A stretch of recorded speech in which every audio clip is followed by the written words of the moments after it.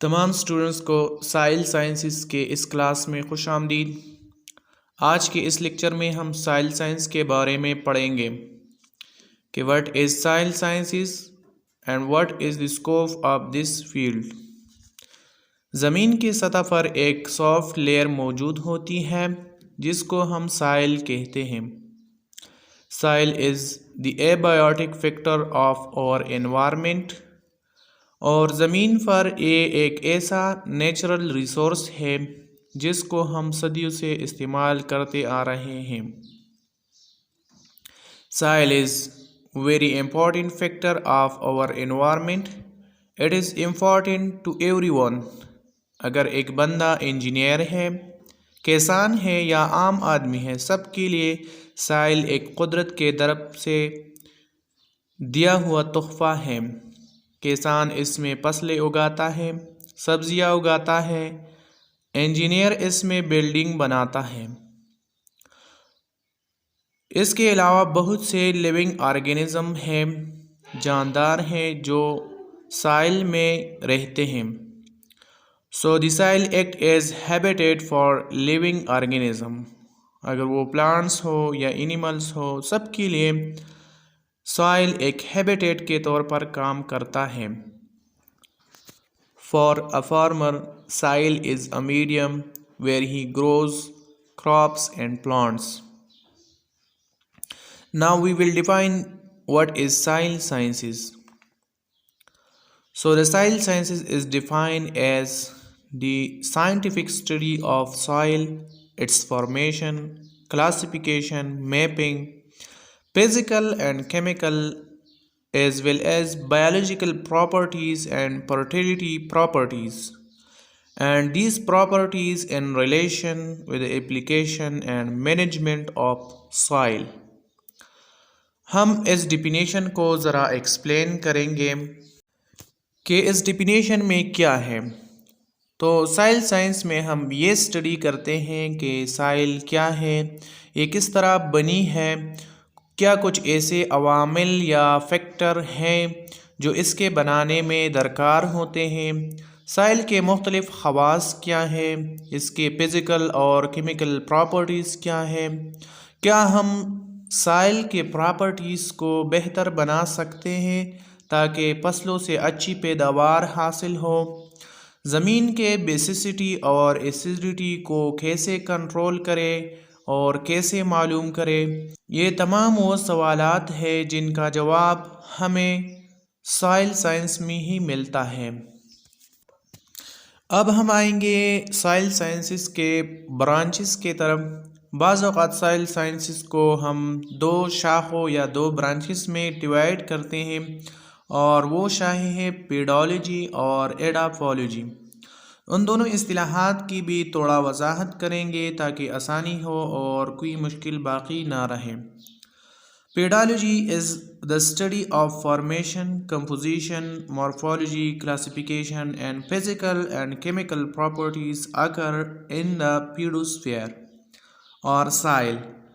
So in this definition we know another point that the pedosphere is a term which is used for soil۔ So if we mention the pedosphere, so it means the soil۔ پیڈالوجی میں ہم یہ پڑھتے ہیں کہ سائل کن کن process سے گزر کر بنتی ہے۔ سائل کے بننے کے لیے کن کن مختلف پروسیس کی ضرورت ہوتی ہے، ان میں ہوا، پانی، بارش، ایٹماسفیرک پریشر اور اسپیسیفک کلائمیٹ وغیرہ کی ضرورت ہوتی ہے یا نہیں ہوتی۔ تو ہمارے ساتھ ہوا اور پانی دو ایسے ایبیاٹک فیکٹر ہیں جو چٹانوں اور پہاڑوں سے چھوٹے ذرات کو توڑنے کے پروسیس کے لیے ضرورت ہوتے ہیں، اور اس پروسیس کو ویدرنگ کہتے ہیں، یعنی the process of breaking the rocks and mountains is called weathering process, جو سائل بننے کے لیے بہت ضروری ہوتی ہے۔ اس کے علاوہ بہت سے پروسیس ہیں جو سائل کے بننے میں بہت ضروری ہوتے ہیں، ان کا اسٹڈی بھی پیڈالوجی میں کرتے ہیں۔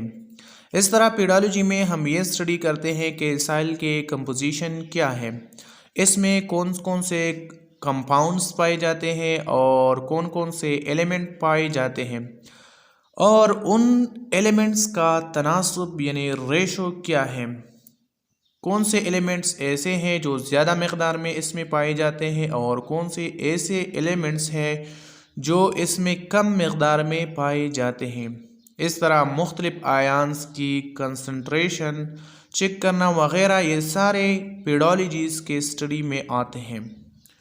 پیڈالوجی میں ہم سائل کے فزیکل اور کیمیکل پراپرٹیز کے ساتھ ایسوسیٹڈ پروسیس کا بھی اسٹڈی کرتے ہیں، پھر مختلف بنیادوں پر اس کی کلاسیفیکیشن کرتے ہیں، اور کلاسیفیکیشن کرتے وقت سائل کے مختلف پراپرٹیز جیسے سائل ٹیکسچرز اینڈ سائل پروفائل وغیرہ، پی ایچ وغیرہ سائل کا، یہ سارے ایسے عوامل ہیں یا پراپرٹیز ہیں جن کو مد نظر رکھ کر ہم سائل کے کلاسیفیکیشن کرتے ہیں۔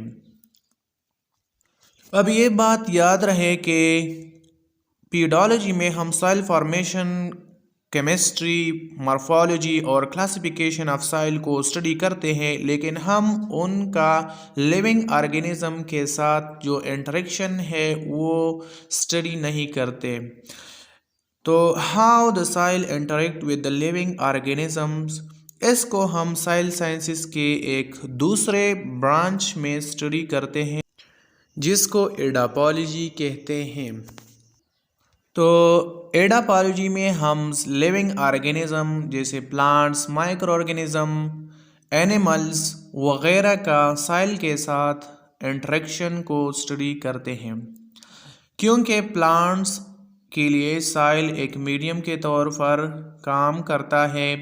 پودے جڑوں کے ذریعے سائل سے نیوٹرن حاصل کرتے ہیں اور اس طرح ان کی بڑھوتری ہوتی ہے اور گروتھ ہوتی ہے۔ اس طرح زمین میں مختلف قسم کے بیکٹیریا بھی پائے جاتے ہیں جو مختلف بائیو جیو کیمیکل سائیکل میں بہت اہم کردار ادا کرتے ہیں۔ ان بائیو جیو کیمیکل سائیکل کا بعض اوقات پودوں کو نقصان بھی ہوتا ہے جبکہ بعض اوقات اس کو فائدہ بھی ہوتا ہے۔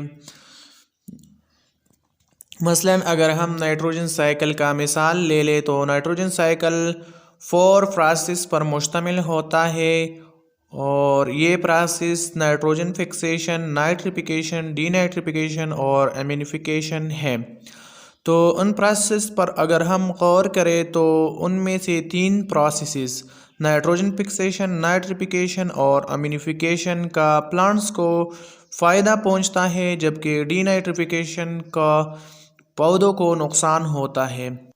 اب یہ نقصان کیوں ہوتا ہے اور فائدہ پودوں کو کیوں ہوتا ہے، تو اس کو ذرا ایکسپلین کرتے ہیں۔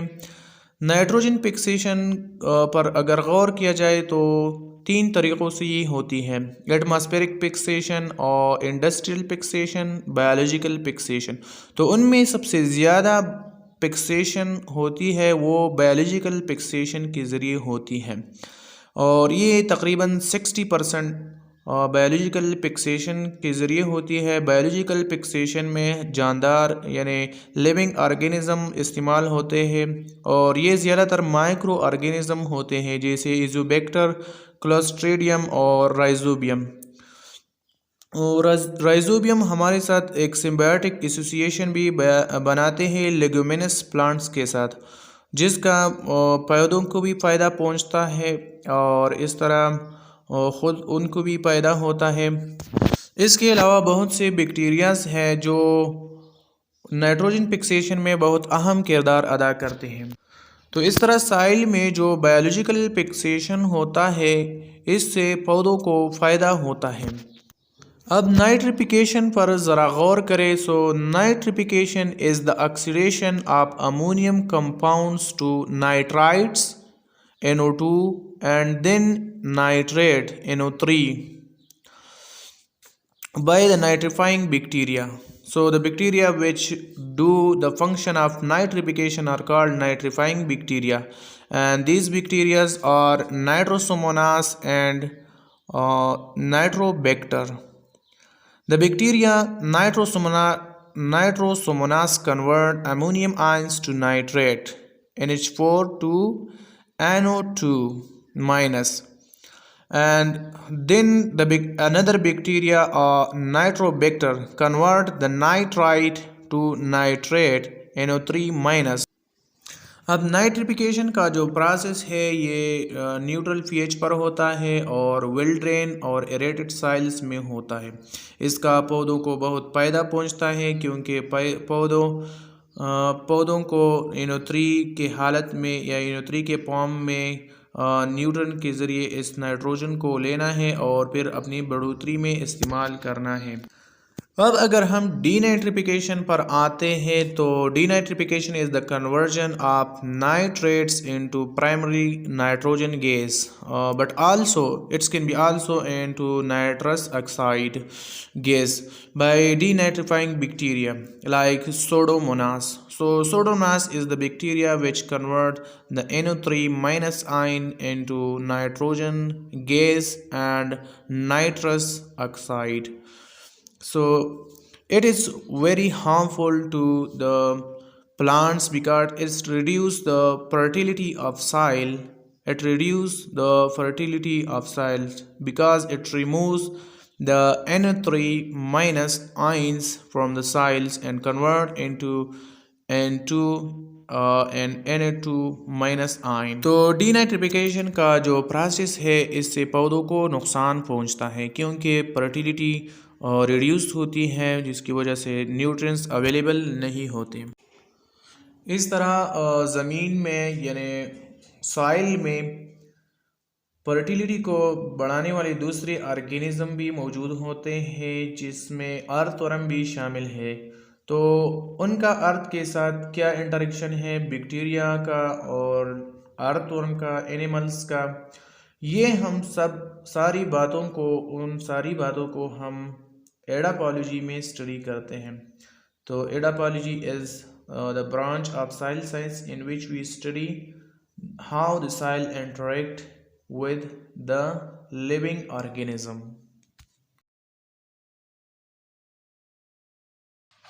سبسکرائب کیجیے ہمارے چینل کو اور بیل آئیکن کو دبائیے ہماری لیٹسٹ ویڈیو سب سے پہلے دیکھنے کے لیے.